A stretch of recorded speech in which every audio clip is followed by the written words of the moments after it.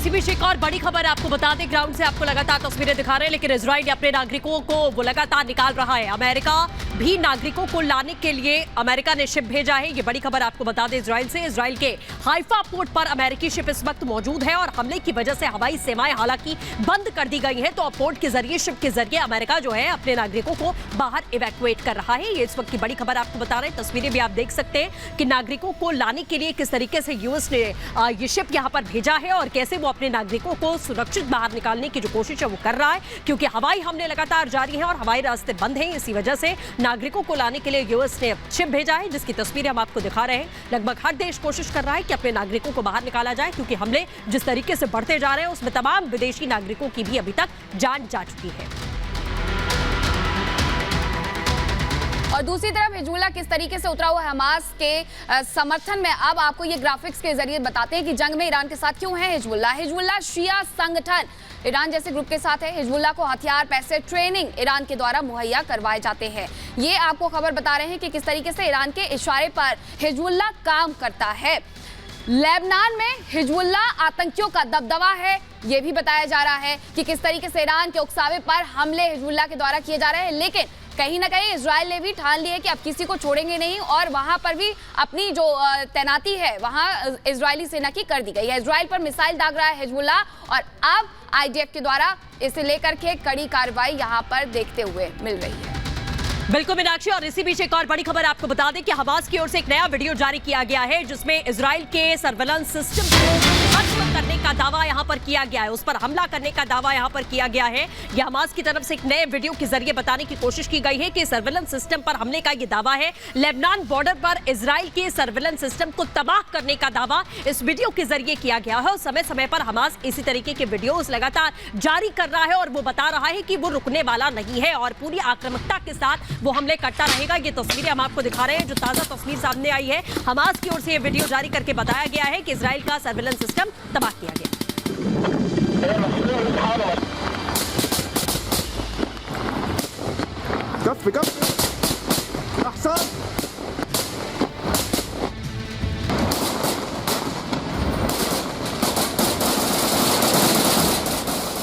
और ये सिस्टम तबाह करने की तस्वीरें यूके देवनाथ सर हमारे साथ हैं। सर एक बात बताइए, सर्विलांस सिस्टम एक बहुत बड़ी भूमिका निभाता है, उसको अब तबाह किया जा रहा है। हमला 7 अक्टूबर को हुआ था, पूरा हफ्ता बीतने को है, 10वां दिन आज है, इतनी देरी क्यों हो रही है इन चीज़ों को ठीक करने में? लेबनान जो है उसके दक्षिण में बिका वैली है, वहाँ पर हिजबुल्लाह का काफ़ी प्रेजेंस है और हिजबुल्लाह जो है अपनी फायर पावर को बीच बीच में इस्तेमाल करके इजराइल के उत्तरी भाग में, ये गोलन हाइट वाला एरिया है, वहाँ पर हमले करता रहता है। अब उनकी भी एक स्ट्रेटेजी है। स्ट्रेटेजी क्या है कि ईरान की जो आईडीएफ है उसका ध्यान जो है कई जगह बिखेर दो, नॉर्थ की तरफ डाइवर्ट कर दो।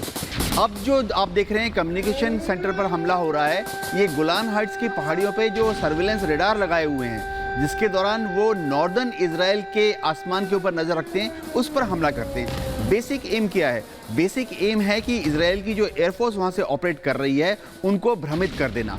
इस हमले में कामयाबी अगर इनको सच्ची में ही मिल जाती है तो गोलान हाइट के वहाँ से जो इजराइल के कमांडर हैं, जो कि इजराइल की एयर डिफेंस सिस्टम को कंट्रोल करते हैं, उनकी फाइटिंग पोटेंशियल को भी कम कर देना। क्योंकि अगर कम्युनिकेशन सिस्टम नहीं काम करेगा, रेडार सिस्टम काम नहीं करेगा, तो इजराइल की जो एंटी एयरक्राफ्ट मिसाइल बैटरीज हैं, उनकी जो पोटेंशियल ऑपरेशनल डिप्लॉयमेंट के बाद जो इफेक्टिवनेस है वो भी कम हो जाएगी। एक और चीज़ है, हिजबुल्लाह जो है इस एरिया में कंट्रोल क्यों चाहता है? क्योंकि ये ऊंचाई पर है। अगर हिजबुल्लाह गोलान हाइट से किसी हिस्से पर अपना कंट्रोल कर लेता है, जो कि बहुत कठिन काम होगा, तो उनको उत्तर इजराइल में काफी दूर तक डोमिनेंस मिल सकती है। बिल्कुल सर। इस बीच खबरों में आगे बढ़ते हैं, आतंकी संगठन हमास के लिए जिस तरह से बर्बरता के साथ इजरायली लोगों की वो हत्या कर रहा है, उसने हमले किए, उसके बाद शक की सुई ईरान की तरफ जा रही है। ईरान अब हमास के समर्थन में इजरायल की कूटनीति घेरेबंदी में जुटा है, तो वहीं अमेरिका ने इजरायल के समर्थन में युद्धपोत लड़ाकू विमान भेजकर अपने इरादे जाहिर कर दिए। रिपोर्ट देखिए और तफसील के लिए।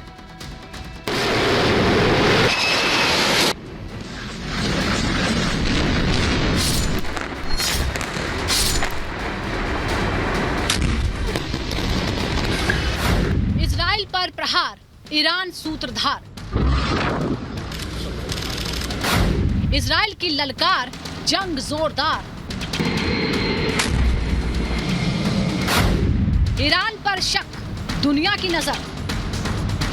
हमास के पीछे आखिर किसकी ताकत है? हमास ने इजराइल को चकमा देते हुए आखिर कैसे इतने बड़े हमले को अंजाम दे दिया? हमास और हिजबुल्लाह की जुगलबंदी के पीछे आखिर किसकी शय है? कहां से मिले हमास को हथियार और फंडिंग? कई सवाल हैं जिनके जवाब की सुई ईरान की तरफ इशारा करती है। हमास के पॉलिटिकल प्रमुख इस्माइल हानिये और ईरान के विदेश मंत्री की मुलाकात बहुत कुछ कहती है। ईरान में जिस तरह हमास के हमले के बाद जश्न मनाया गया, वो तस्वीरें भी बहुत कुछ कहती हैं। एक तरफ हमास, दूसरी तरफ हिजबुल्लाह और उनकी पीठ पर ईरान की ताकत जंग की बड़ी तस्वीर की तरफ इशारा करते हैं। इजराइल को चक्रव्यूह में घेरने की ईरान की नापाक साजिशों का पर्दाफाश करती है। जाहिर है, हमास के हमले के बाद इजराइल ने जिस तरह से इंतकाम लेने का ऐलान किया है, उसके बाद अमेरिका ने 4 कदम आगे की चाल चलते हुए अपने 2 युद्धपोतों को भूमध्य सागर में तैनात कर दिया। जॉर्डन में लड़ाकू विमानों का बेड़ा तैनात करने के साथ ही अमेरिकी राष्ट्रपति बाइडेन ने साफ शब्दों में इजराइल के दुश्मनों को आगाह कर दिया है और कहा, any country, any organization, anyone thinking of taking advantage of this situation, I have one word: don't. जाहिर है, इजराइल की सुरक्षा के लिए भूमध्य सागर में 2 सबसे बड़े अमेरिकी युद्धपोतों की तैनाती ईरान को इशारा है कि इजराइल के खिलाफ साजिशें कामयाब नहीं होंगी। साथ ही जॉर्डन में लड़ाकू विमानों की तैनाती के जरिए ईरान और इजराइल के दूसरे दुश्मनों को भी साफ इशारा है। ईरान बार बार इजराइल से हमास पर बमबारी रोकने की बात करता है और डर दिखा रहा है कि अगर ऐसा नहीं हुआ तो जंग पूरे मिडिल ईस्ट में फैल सकती है। वहीं ईरान समर्थित हिजबुल्लाह हमास के साथ इजराइल पर प्रहार कर रहा है और इजराइल ने हमास और हिजबुल्लाह दोनों का नामो निशान मिटाने की चुनौती दी है। दुनिया इस समय 2 धड़ों में बटी है। मैं चाहूंगा ना बटे, मैं ये कहूंगा ना बटे, क्योंकि अगर लेबनान बॉर्डर आप शुरू कर देते हैं आपको क्या लग रहा है, लेबनान बॉर्डर और आईडीएफ के बीच में नॉर्मल लड़ाई होगी, कंटेंट लड़ाई हो सकती है जी, नॉट ओनली घातक, फिर ये बढ़ेगी आगे और आगे बढ़ेगी। और इसलिए जो आपने मल्टी फ्रंट की बात की थी, फिर सबको आ जाना होगा, इकट्ठा आना ही पड़ेगा। ये वाले जो लड़ाई है ना, ये लड़ाई अवॉइड करने वाली है कि कम से कम इस तरफ से ना हो, कुछ कंट्रीज ना करें। ये जो आप देख रहे हैं, जो रिलेशंस के जो लोग विजिट कर रहे हैं, क्यों कर रहे हैं विजिट? वो इसलिए कर रहे हैं कि इजराइल को भी रोक पाएं, सपोर्ट हम कर पा रहे हैं। जमीन पर तो अमेरिका ने घेराबंदी कर ही दी है, इसके साथ ही कूटनीतिक मोर्चे पर भी ईरान के साथ साथ मिडिल ईस्ट के देशों के साथ लगातार संपर्क में है अमेरिका।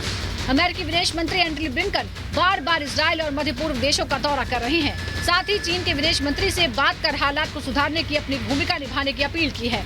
चीन और ईरान के अच्छे रिश्ते हैं और ईरान की भूमिका पर अमेरिका की पैनी नजर है। ईरान इजराइल की दुश्मनी पुरानी है।